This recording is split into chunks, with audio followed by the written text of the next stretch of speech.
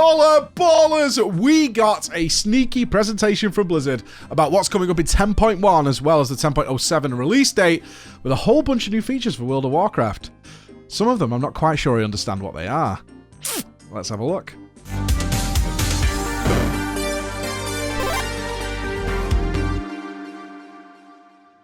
It all went so well, a little Zoom meeting with a lot of our content creator friends, and God bless the new Blizzard philosophy in communication with not only us, but you guys as well, revealing their plans, getting excited about it, talking in chat like real human beings. My God, if you compare it to the time when I was at the end of my rope with World of Warcraft, I was at the end of my tether with Blizzard themselves, and how they've turned that around in terms of communication and getting information out to people, and trying to get you excited about it, and trying to gain feedback as early as possible. It's a whole new world over there, and I really hope they figure out their internal issues which have been in the news lately, and we've made some videos on that as well. We're right in the middle of Project MMO right now, which is looking at various different MMOs and seeing how they're all pulling from each other in order to guide their game forward. And that's going to be very relevant in this video, as you're going to see some things which definitely look like they were maybe pulled from other games a little bit, mayhaps. We'll see. We'll see where it's going. So how did it go? Well, we got the release date for 10.07, which will contain the new Torghast-style puzzle system, as well as some new zone stuff, and we've got a video coming for you in the next few days. I'm playtesting it whenever I get opportunity and trying to find all the little quirks and tweaks and stuff. So that's going to be coming on March 21st for you guys, but the main focus was on 10.1, Season 2, all the new big content in the big main patch that's going to be coming for you guys. So the first thing they did was show us the story cutscene. There will be spoilers here, but I'm assuming if you're interested in 10.1, you're probably a little up to date with what's happening in Dragonflight. But either way, I'm sure you know that Raszageth died. Yes, he was killed in the raid. But as Raszageth died, of course, Raszageth's siblings were released. We had the stone, ice, and fire dragons were released from their imprisonment, and that's exactly what they started off with this cutscene. We got to see these three siblings, and they're adding a bit of wisdom to them. I really like this. A lot of the villains in World of Warcraft are like, I am bad! It's like, okay, you're bad, I suppose.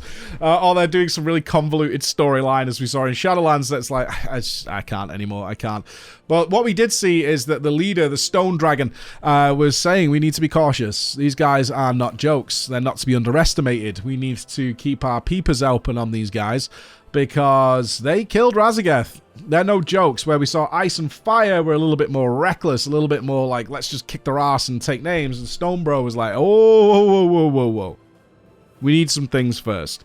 We need some things first. Now, I'm not going to pretend to be a Giga story man, I'm not, but what I did find really interesting in here, and the main focus seemingly at the start of 10.1 is going to be on Fyrakk, which is the fire dragon, is actually the leader, who's clearly the leader, Stonebro, and definitely had a Thanos vibe to him as to how powerful he was very focused on showing in the cutscene his telekinetic abilities.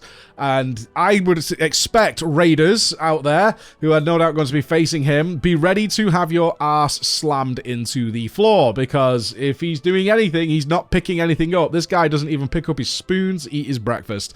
This guy telekinesis everything. We had a lot of this going on with the rising and slamming and killing everything, but very, very extraordinarily powerful. It was nice, actually. It had a menacing vibe to it. Really liked that. I thought that was pretty cool. And they mentioned in the story, they mentioned in the cutscene that they're not going to go to war straight away, even though there's 3 of them.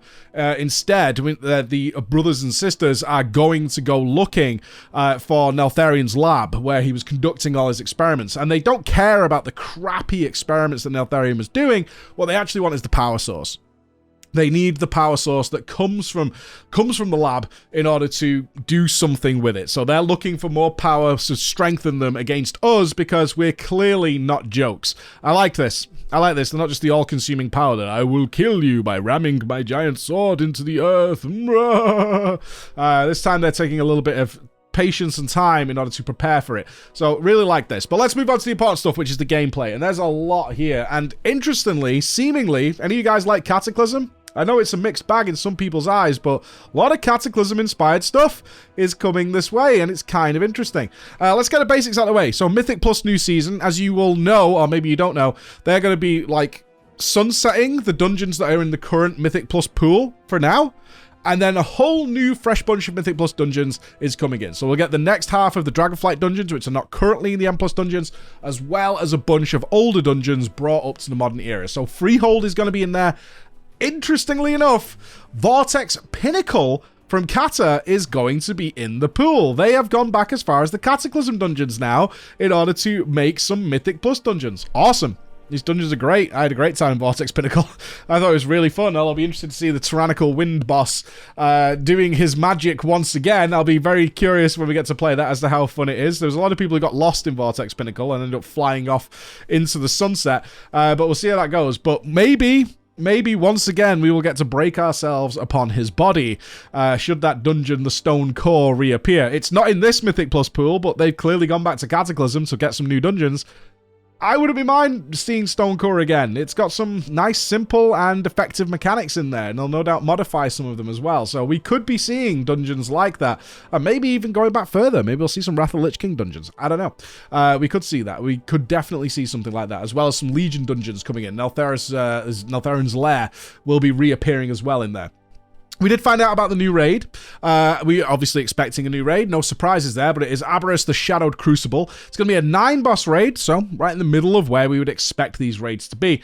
But the interesting thing is, once again, they are going to be releasing all the difficulties at once. Bit of a mixed reception on this. Some people liked it, some people didn't. Certainly as somebody who's involved in the Race to World First, it doesn't generally mean that there's going to be a ton of splits at the start of the Race to World First. So hopefully I'm going to work with whoever I'm going to be casting with, assuming I'm going to be casting, to create something really fun during that period of time, because it's going to be happening again. That's the way it's going to be. I actually put this presentation out to my team for their feedback on it. The non-raiders didn't really care. The people with experience with raiding hated this. They were like, God damn it, it doesn't seem to benefit anyone. It looks like it probably is happening because there's a very close overlap with Diablo 4 in June, so we can probably expect the raid to be around then, and Diablo 4 is coming out as well. This does seem to suit Blizzard more than it suits the players, but I'm sure some people prefer to have all the difficulties out at once. I personally think a week or so delay is nice for getting into Mythic. You kind of can take your time, you can have some fun in Heroic, you can get a lot of gear out of Heroic, you can do whatever you want to do, and then you're kind of ready to go into Mythic. If you're a Mythic guild, you don't need to think about doing Heroic in Mythic week when the content you really want to do is just sat there. But yeah, maybe it's a Diablo 4 overlap, whatever it's going to be. Personally, I don't like it. That's my opinion on it. I don't like it. I know from my Mythic raiding days, when Mythic's out, I want to go into Mythic. I don't want to go do Heroic. I don't want to do that. But there are lots of players who aren't in that position who probably just don't care. It doesn't make any difference to them whatsoever. They're not planning on touching Mythic in week 1, 2, or 3 anyway. And perhaps the first boss is really easy, which often happens in Mythic, in which case even the Heroic guilds in the early Heroic progress days can jump in and maybe get the first boss kill and pick up some Mythic items. So for them, it could be a benefit. Personally, not a big fan. I don't want to be thinking about Heroic once we get into Mythic, at least not till like later in the week for a couple of hours just to clear it or something. I want to focus on what I want to do. We are getting a new zone though, so again, this Cataclysm vibe. You guys remember Deep Home? You remember that sweet booty? I do. I remember that sweet booty. And the new zone, Zaralek Cavern, is underground. We are going cave diving. And we are going to have a roof over our heads, diving deep. But this place is bigger than Zereth Mortis. Only just, but it is bigger than Zereth Mortis. Once again, flying will be enabled from the very first go. Very nice. And they have designed this, and this is what I'm super curious about with this content, is what lessons have they learned from the Dragonflight launch? What lessons have they picked up from what people actually did with Dragonflying and found a lot of fun, and things that people didn't find particularly fun, and now they can modify it. That's what's always so impressive. And again, with Project MMO that we're doing, we're seeing that progression across the timelines of what worked, what didn't. Let's make that better and let's improve on this part. And now we're going to get to see how that works, because we are going to have a whole new bunch of dragon riding abilities. Hover? Mayhaps. One of the biggest requests has been the ability to just chill on my mount and just relax. So maybe that's coming, but we're going to have a whole bunch of new Dragonflight glyphs to come with that to unlock the new abilities. Really curious what they do with this, because the Dragonflight glyphs I would consider to be kind of a misfire for the most part. Kind of fun first time round, but definitely once you kind of got the idea, is like, hey, it's really smart if I just go and get these in half an hour or whatever, and then I have a giant menu where dragon riding abilities are like half the screen, and it's a half an hour's worth of content, there's something not quite balancing out there, right? There's something not quite right with them. It's common knowledge now, if you play Dragonflight for the first time, it's like, go and get your dragon glyphs, like, straight away. It's the first thing you should do, because it just makes the whole game so much easier and so much more fun.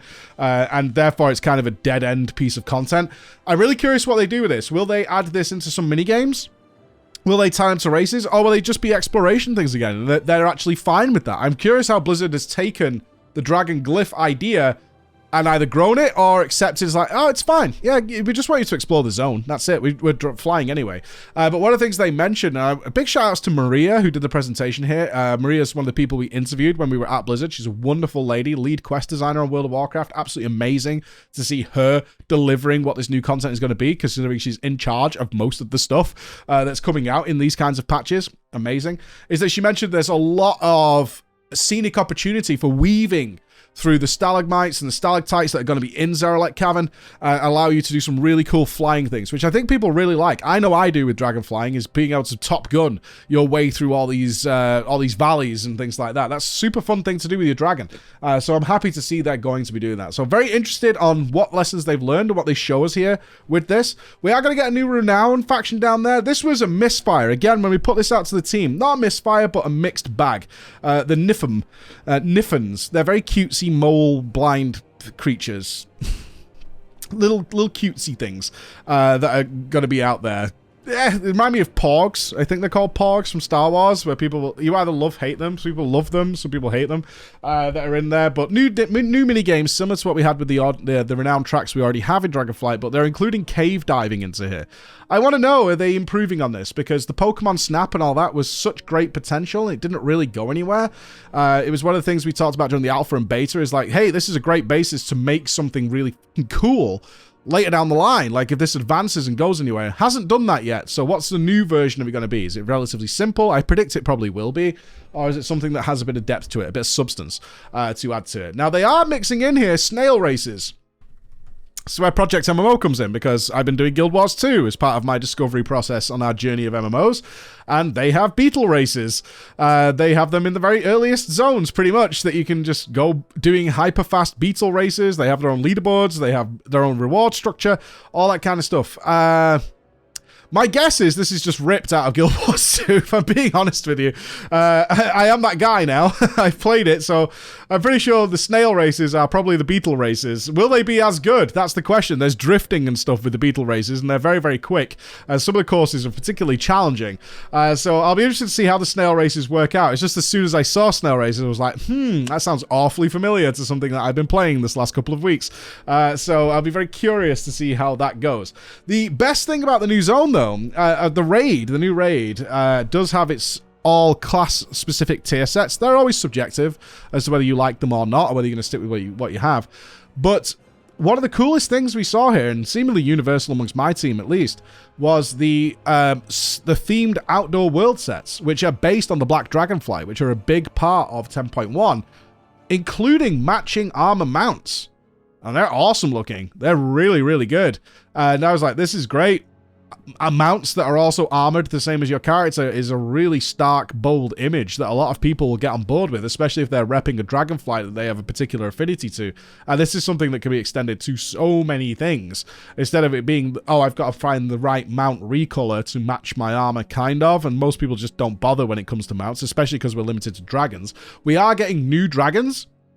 We saw a little preview picture of the new dragons that you'll be getting if you want to more. They looked a bit spindly. I have a big beefy dragon. That's what I have in Dragonflight, but there is some new dragons coming, but we have ground mounts as well. They haven't given up on that. One of the biggest complaints I saw from my mount and collector friends was that Dragonflight did not have a lot of mount collection.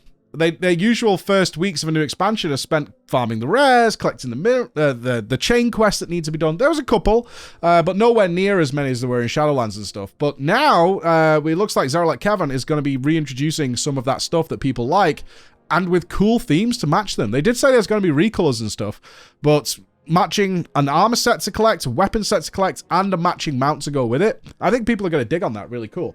Let's get to the things, the little extras that they announced here, that I wasn't particularly sure what it was. One of the big ones was the HUD UI revamp. They're not giving up. This means that, according to my calculations, the UI has had more updates in Dragonflight than it has since ever in the history of World of Warcraft.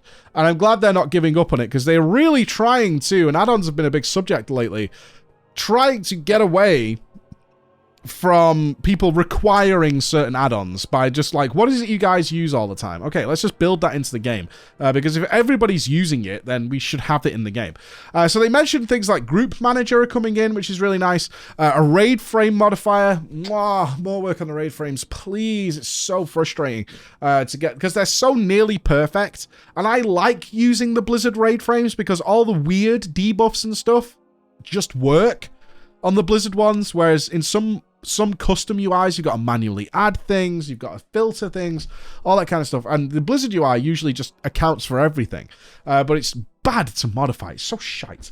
So I'm glad that's working. Modifications to the quest tracker. Thank God. It's such a pain in the ass that I end up just minimizing that damn thing all the time. One thing they're going to be changing is the quest bang. You probably don't know what that is. In fact, it wasn't a term I heard until we were on the campus. But it's actually the exclamation mark above NPCs' heads that have quests for you. You're going to be able to edit that, it seems. That's at least what's mentioned. It's just written in a list of things they're allowing us to do, but they're going to be able to change that in some way. Okay. But what was really interesting was Edit Mode ++. That sounds interesting, because that sounds like they're going to give you a lot more flexibility in little tiny changes that you can make to UI. Edit Mode ++ has me particularly excited that they've created an advanced mode for people who really want to fidget with their UIs, because I look around Twitch, and I did it just before recording this, not many people are utilizing the Blizz UI, like streamers in particular, because they have so many add-ons and so many modifiers that it makes no sense, because they're going to replace them with these UI packages that everybody has. Now, maybe it's a losing effort for Blizz to try and get people away from that, but for new players and for returning players, and especially for the more casual players who aren't downloading massive packages of add-ons, and some people just plain don't like add-ons, this should be really cool. So I'm very curious as soon as this goes into PTR, which it might be this week, because they just renamed one of our PTRs to 10.1 from 10.05. So I'll be very curious to see if that's on there. And if it is, it's one of the first things we're going to mess with. It's like, what is Edit Mode ++? They didn't give us a Q&A during this presentation, so couldn't get any answers on that. The other one is cross-faction guilds are finally coming to the game. We suspected it for a while, they've talked about it, and we are probably going to see it in 10.1. The presentation I got to see, presented by Maria, the words were very specific that we're working on it, and it is scheduled for 10.1. But it wasn't said that it was ready. So it might not be a launch feature exactly, but they're planning to have this in and working for 10.1. It may even launch with it, who knows. It just, the wording made it sound like maybe it wasn't quite ready or quite 100%, but certainly it's on the cards for 10.1. Now, this is something I'm really looking forward to. We have so many viewers, so many people we want to play with, all getting them into one guild is really difficult without having to transfer, or just because they want to play other races like many other games have done now. I know so many people who would rather play the Alliance races, and we've seen the World First guilds do exactly this, but are kind of forced to play Horde because of the raid scene, or they have to have some sort of extra character that they go back on to do the achievements and things on with the guild. Otherwise, they don't get to benefit from it. Cross-faction guilds is one of the biggest features I'm looking forward to. It has been a hell of a long time coming, especially with Thrall and Jaina shaking hands and cuddling all the time. So she said we're currently working on it. It's slated for 10.1. We just didn't get like the verbal confirmation. We didn't get to ask questions that it's happening at the start of 10.1, but we'll probably see it during that patch cycle, which it's fine. That's all really good. That was pretty much everything they let us know about this place. What are my thoughts on it, like, overall? Very cool. Like, I was pretty excited by a lot of this stuff. Besides the raid release, which doesn't really affect me anymore, as I'm currently just doing Heroic until I feel the need to go back into Mythic. Vault of the Incarnates did not give me that feeling. I was fine with not doing that on Mythic. Razageth looked like kind of a pain in the ass. And that was what I judged it on, was on Razageth. I was like, we could raid Mythic again. We talked with our team, which had a good 20 people in it, and we were like, do we really want to do this pushback stuff and all that? And like, not really. I'm quite happy doing some M+ and just clearing Heroic, which is what we did. But hopefully, we'll see. 9 bosses, not a huge amount. The the universal release will be hit and miss and depending on who you are. What I am interested in is the zone. I'm interested in Zaralek Cavern. We're going to get to fly there straight away. I want to know, like, the biggest thing I'm feeling is, what improvements have you made from Dragonflying? Because obviously, as we know with the development cycle, Zaralek Cavern has been in production for a long time. We know that, right? We know how the system works now. We've revealed that. We've pulled back the curtain on it. So has it had any effect yet? Or will we have to wait till like 10.3 to see like real change based on what they learned at the start of Dragonflight? Really interested to see how this plays out. Super interested to see how it goes, as well as the new UI stuff. And obviously, looking into new Mythic Plus dungeons makes me excited for Mythic Plus again. I've never been excited about Mythic Plus besides the start of an expansion. New season, sure, but I'm excited to get a whole bunch of new gear rather than run the dungeons. We're going to get to relearn a bunch of new dungeons. We're going to get to fool around, fall over, and do all those kind of things, and reset everybody to getting back in. And obviously this time, people will go in well better prepared because they'll have experience with doing Dragonflight dungeon style and all the different CCs that are now with the new talent tree system. And then we're going to get to apply that to all these new dungeons with pretty decent gear rather than the starter greens that we went in Dragonflight. So all that has me pretty excited about 10.1. I'll be looking forward to jumping in day one. So that's the presentation. Big thanks to Blizzard for showing this off. It was very cool. We don't have a release date for 10.1. March 21st is 10.07. So stick around and I will give you my thoughts on this new advanced Torghast system that they're iterating on. Blizzard's iterating. Weird. See you again, guys. Bye-bye.